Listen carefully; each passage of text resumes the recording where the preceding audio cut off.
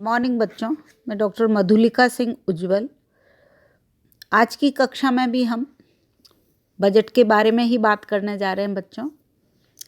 पूर्व की कक्षा में मैंने आपको बजट से संबंधित जो महत्वपूर्ण फैक्ट्स हैं उनके बारे में बात की थी, चर्चा की थी उन पर।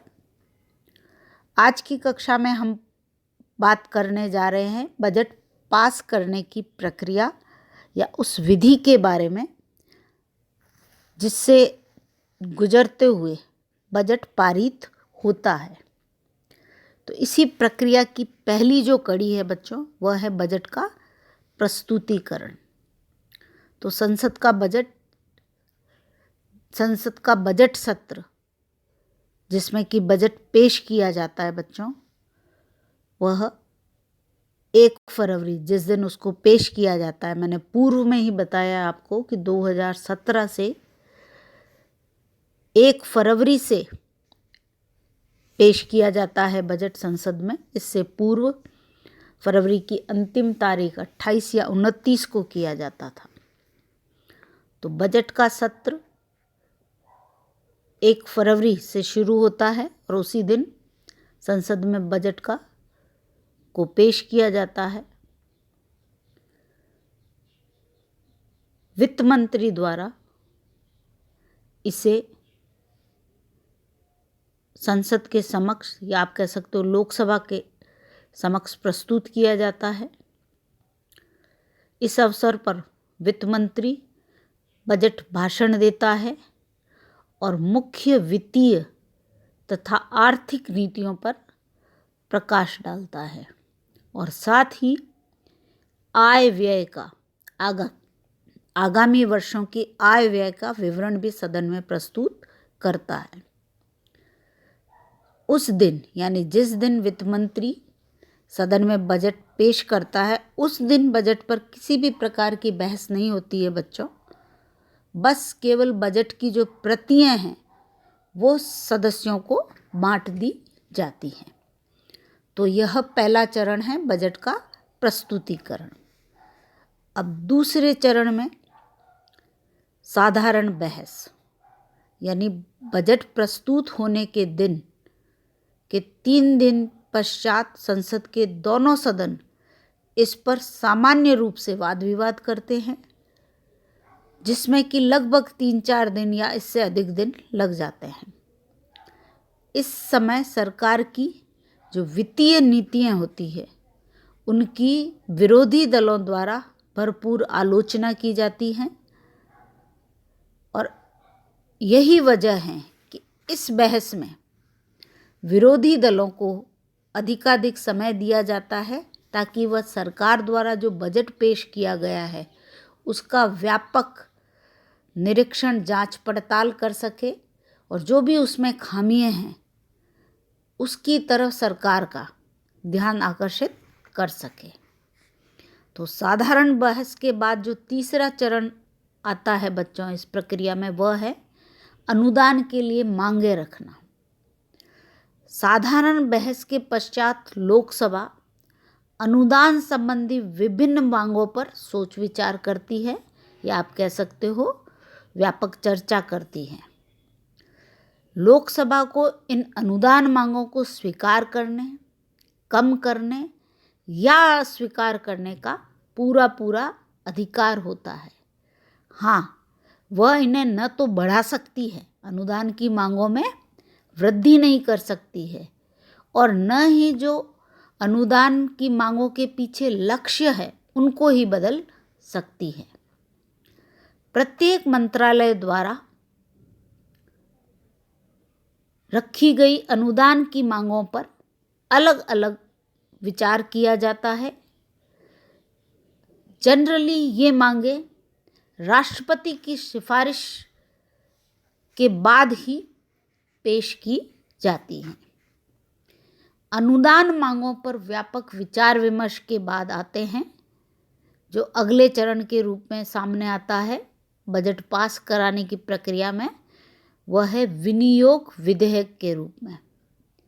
यानी जब अनुदान की सभी मांगों को स्वीकृत हो जाती है, अनुदान की सभी मांगें स्वीकृत हो जाती है बच्चों, तो संचित निधि के व्ययों और स्वीकृत मांगों को एकत्रित करके एक विधेयक के रूप में, जिसे कि विनियोग विधेयक कहते हैं, एक बार आप फिर सुन लें, विनियोग विधेयक किसे कहते हैं?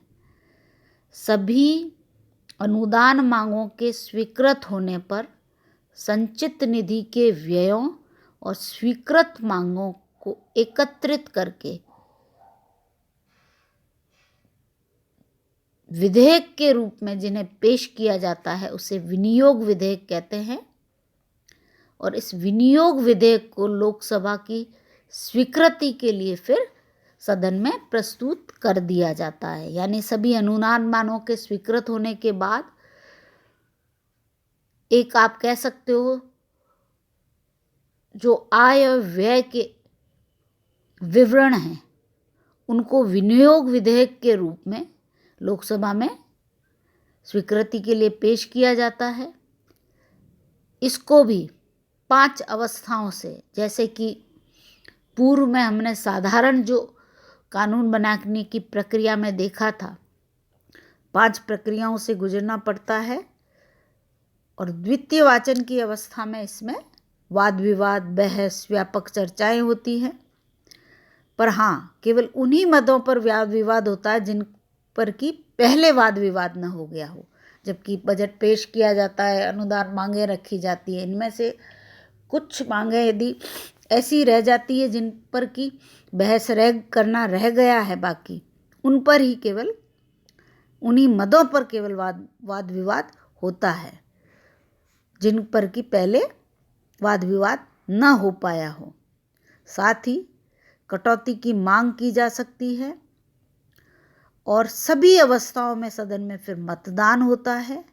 और मतदान में लोकसभा में पास होने के बाद विधेयक को राज्यसभा में भेज दिया जाता है।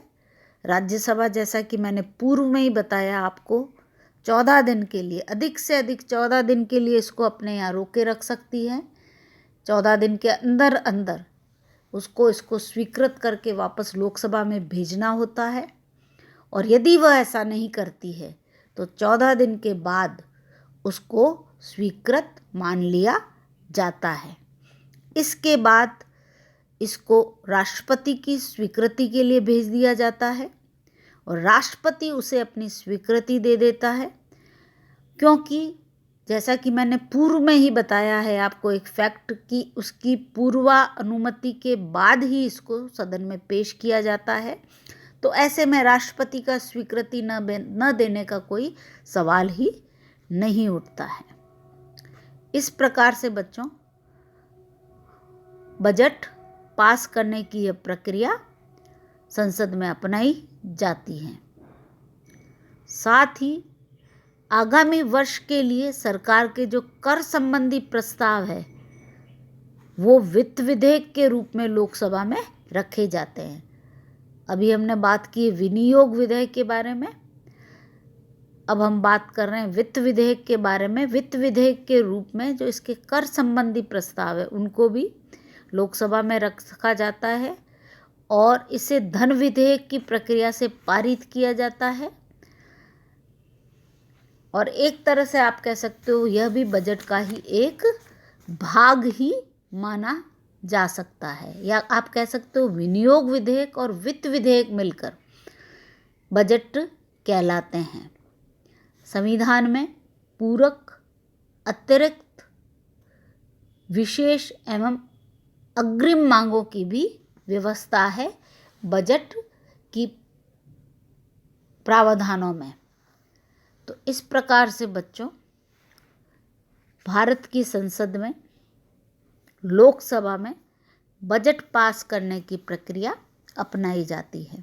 अब मैं संक्षेप में आपको इसको समझाऊं तो सबसे पहले तो जो सरकार का आय व्यय का ब्यौरा है वह रखा जाता है। उसके बाद साधारण बहस होती है, फिर अनुदान मांगें रखी जाती है सभी मंत्रालयों द्वारा अपनी आवश्यकता के अनुसार, और उन अनुदान मांगों पर भी व्यापक चर्चा, बहस होती है। उनका जांच परीक्षण किया जाता है बहस के दौरान। और फाइनली जब ये अनुदान मांगे स्वीकृत हो जाती है तो ये और संचित निधि से किए जाने वाले व्यय दोनों को विनियोग विधेयक के रूप में लोकसभा में पेश कर दिया जाता है। फिर इस विनियोग विधेयक को प्रस्तुतिकरण के बाद फिर उन्हीं 5 अवस्थाओं से गुजरना पड़ता है जो कि साधारण विधेयक को पारित करने की प्रक्रिया के लिए अपनाई जाती हैं। व्यापक वाद विवाद बहस होता है, कटौती की मांगें भी रखी जा सकती है और इस सब प्रक्रिया के बाद फाइनली वोटिंग होती है लोकसभा में बजट पर और वोटिंग में सहमति के बाद लोकसभा में उसको पास कर दिया जाता है। लोकसभा से पास होने के बाद वह राज्यसभा में भेजा जाता है पास होने के लिए। राज्यसभा के पास यहाँ पर 14 दिन का समय होता है जबकि वो बजट पर अपनी स्वीकृति दे, सहमति देकर उसको पारित कर पास कर वापस लोकसभा को भेजे। यदि 14 दिन के भीतर भीतर राज्यसभा यह कर लेती है तो ठीक है, वरना 14 दिन के बाद इसको स्वीकृत मान लिया जाएगा और यदि राज्यसभा इसमें कोई संशोधन करती है तो उसको स्वीकार करना न करना भी लोकसभा के ही हाथ में होता है। राज्यसभा और लोकसभा दोनों से बजट पास होने के बाद राष्ट्रपति की स्वीकृति के लिए भेजा जाता है जिसको राष्ट्रपति स्वीकृत देकर पारित करने में अहम भूमिका निभाता है। यहाँ पर मैं यह भी बताना चाहूँगी बच्चों कि विनियोग विधेयक में जहाँ व्यय का और स्वीकृत अनुदान मांगों का विवरण होता है, वहीं वित्त विधेयक में जो आगामी वर्षों के लिए सरकार टैक्स संबंधी प्रस्ताव रखती हैं उन सब का ब्यौरा होता है और कुल मिलाकर विनियोग विधेयक और वित्त विधेयक दोनों ही मिलकर बजट में आते हैं। और इस प्रकार से हमारे संविधान में पूरक बजट, अतिरिक्त बजट, विशेष बजट और अग्रिम मांगों की भी व्यवस्था का प्रावधान किया गया है। तो थैंक यू बच्चों। अगले की जो अपनी कक्षा होगी उसमें हम एक नए टॉपिक के साथ मिलेंगे।